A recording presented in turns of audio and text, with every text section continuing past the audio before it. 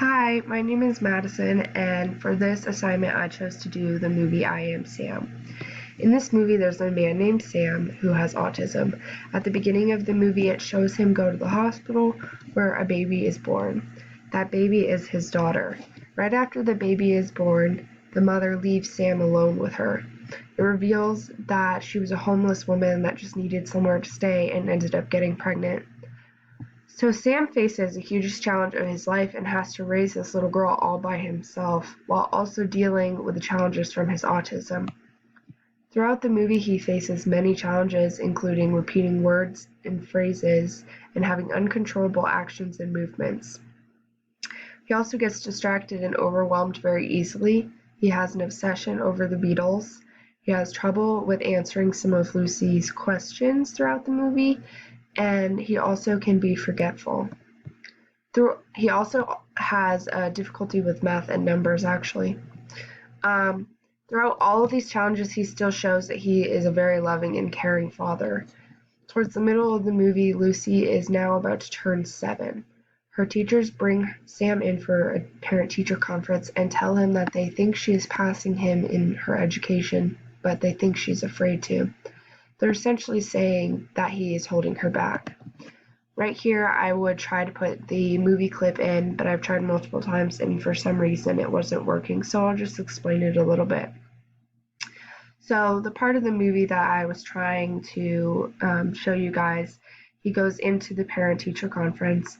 They explain that they think she's afraid to learn and that she's stopped trying, kind of.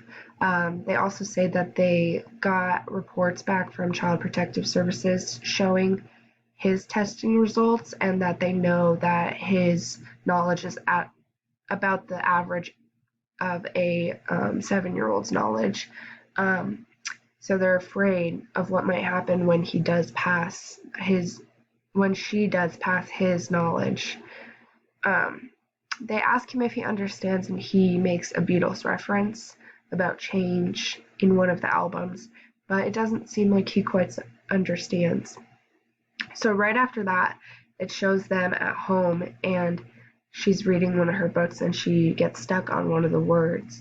She then closes the book and says that she wants to go to bed because she can't do it. And he says, "No, you need to try," and has her try, but she says, "No, I don't want to try. I don't know how, I'm stupid." And he says, "No, you are not stupid. You need to try to read that." And she keeps saying no, and he says, "Yes, I'm your father. I'm telling you what to do. You need to read that." And she says that she doesn't want to learn that. If he can't read that word, she doesn't want to read that word. And he says that it makes him happy when she reads, and that he likes when she learns. And so she actually does read the word and gets over being stuck with it and does really well. I think this is just a really important part of the movie because it points out how much he cares about her, and it also shows that this is a big challenge, but he's not trying to hold her back. During this point, right after this in the movie, it's when everyone starts worrying about if he can truly be responsible for her and support her and raise her in the way that he's supposed to. Soon after this, he's taken to court by Child Services, who are trying to get her into a foster family. He goes to this very fancy lawyer, and he definitely can't afford her, and so she technically turns him down. The lawyer's name is Rita, and at first, when he goes into the office, she doesn't really acknowledge him, and she's actually really annoyed with him. But all the people around the office start to kind of judge her and think and make rumors that, of course, she wouldn't take somebody like that. So, despite them, she decides that she's going to take his case pro bono, and this kind of promotes her and makes her look good, and that was the reason she wanted to do it in the first place. But eventually she starts to actually care about Sam and Lucy and his case, and he starts to transform her throughout the movie, actually. He is a kind and brutally honest person and tells her that she needs to leave her cheating husband. He also makes her want to be a better mother because she sees how much he cares for Lucy, and she doesn't get to spend a lot of time with her son because of how much time she spends at work. Not only does he affect and transform the lawyer Rita, he also definitely transforms and affects his daughter Lucy. The neighbor and godmother, and sometimes babysitter, testifies for Sam and how good of a father he is. She does testify and say that she worries about Lucy and what her future will hold if she's not with Sam, because her empathy, kindness, and strength is all from him, she says. With all the challenges that Sam faces, he has so many strengths as well. Some of those do include empathy, kindness, good listening, hard work, determination, and he has a huge amount of love to give. He's actually very kind and also very high functioning.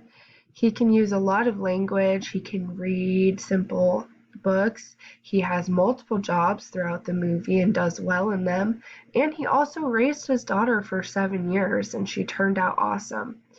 Through the movie, he has a lot of great support from his friends, and he also has a lot of great support from the lawyer as well as that neighbor and godmother Annie. Lucy does eventually go with the foster family temporarily towards the end of the movie. The foster mom has trouble with Lucy sneaking out and running down the block because that's where her father lives and she knows that. So at night she sneaks out of the window and runs to Sam's house multiple times. Sam brings her back to the foster family's house each night until they end up putting locks on the doors and windows. In the end, the foster mom realized how much Lucy needed Sam and how she couldn't fully give Lucy the love that Sam has, even though she was trying. So that mom, the foster mom, was going to testify against Sam, but in the end testifies for him rather than against him.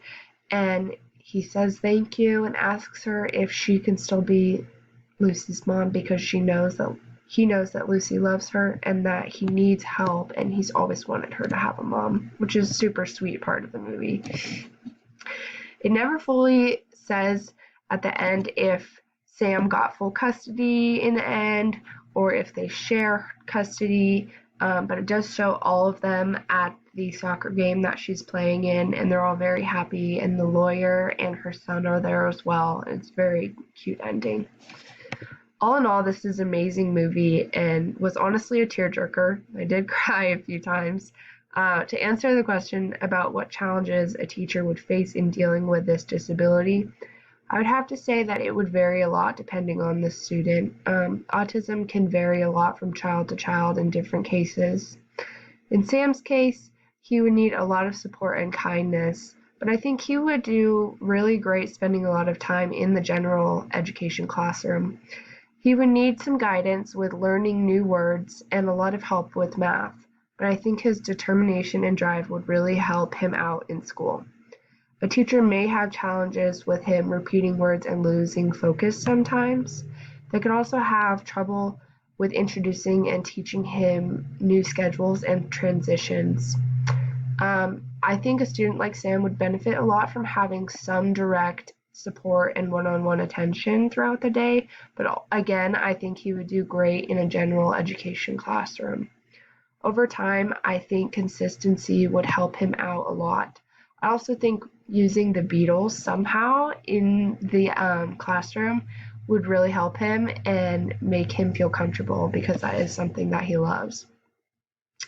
If you could integrate those things into learning, I think it would just really help him be interested and engaged. Overall, this was a great movie and I actually loved this assignment and I would really recommend it. Again, the movie is called I Am Sam and it's awesome. Thank you.